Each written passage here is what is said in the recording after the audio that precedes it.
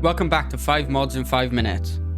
Quickly before we get into that, I just wanted to say if you are new around here, be sure to subscribe to stay up to date with Crusader Kings 3 mods. Starting us off at number 1, we have Floki's Buildings and Technology mod. It recently come out and it's a pretty insane mod. It completely overhauls the building system in the game, making it more complex and fun to manage, bringing that extra depth to your playthrough. The new building system revolves around 4 new resources: wood, stone, metal, and luxury goods. And technically the technology points, but I'll mention that part at the end. So to build one of the new buildings, you will need some of the new resources that can be bought and sold with the marketplace. While in the usual tab to build something, you will notice a new slot for the 50 new buildings. From the get-go, you will already be producing small amounts of resources, but upgrading the buildings will increase how fast you get them. To start off using this new system, you will need to do the first 2 upgrades to a hold-in. The first one costing 2,500 wood, and then 400 gold to access all of the upgrades to your buildings. I mentioned this, I saw a lot of people in the comments saying this mod wasn't letting them build anything. The technology tree has 56 new technologies to unlock, and like the vanilla ones, they're in 4 different time periods. They range from buffs such as increasing how fast you get resources like stone and iron, or simply give bonuses to your troops, with things like archer damage or many of the other things added. You will always get a small amount of technology points per year, but it's based around your learning skill. Per level you'll get 12 points a year. Number 2, we have Whispers of the Old Gods. So the main feature is a new lifestyle added to the game, Servant, but you can only use this if you are a lunatic. Now, this might sound borderline impossible, but they have made it a lot easier. If you marry someone who is already a lunatic, you will get an event to add Necronomicon as a house trait, and every child of your dynasty will get an option of 15 to become a lunatic or not. There's of course 3 different focuses to choose from. Azathoth is mainly military focused. Cthulhu is the tree I chose, so I like the final trait that gives you a massive health boost. And the final word is a word I don't even know how you say, but that one is based all around intrigue. All these focuses will give certain traits to you, and give special event troops that spawn and can be incredibly powerful with up to 500 attack damage. You will get a new event pop up from time to time about a merchant talking about secrets from the darkest corner of the world. Of course, you could burn him, or demand to know what he knows, giving you 400 lifestyle experience but affecting that town.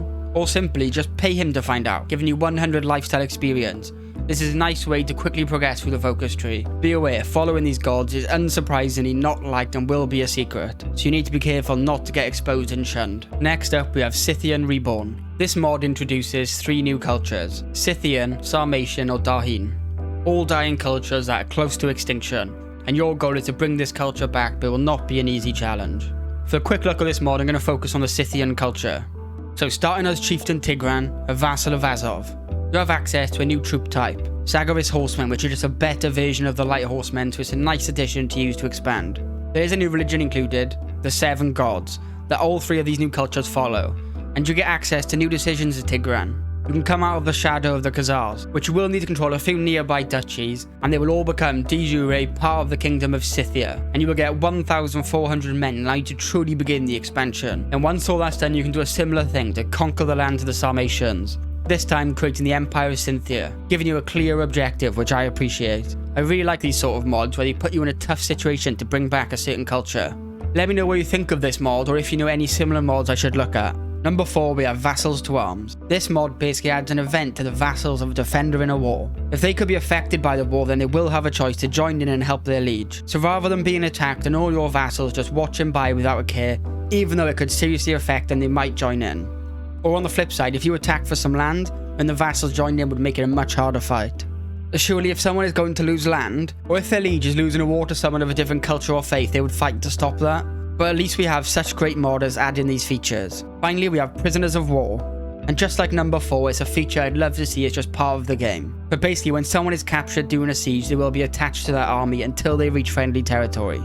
So if they get captured, they wouldn't just instantly teleport 500 miles away to some random dungeon. If you capture the heir of an enemy in battle, it could be worth travelling home to avoid the risk of the enemy defeating you in battle and losing that war score gained. But it also allows you to chase armies that have taken your family prisoner and rescue them. Clicking on an army will show you how many prisoners they have and who exactly they have, making it easier to locate them if needed. Overall, a nice little mod to end this video. Remember, if you have any suggestions, please comment below. I'm always looking for more mods to check out, and there's many out there I'm unaware of, I'm sure. Anyway, thank you for watching, hopefully I'll see you in the next one.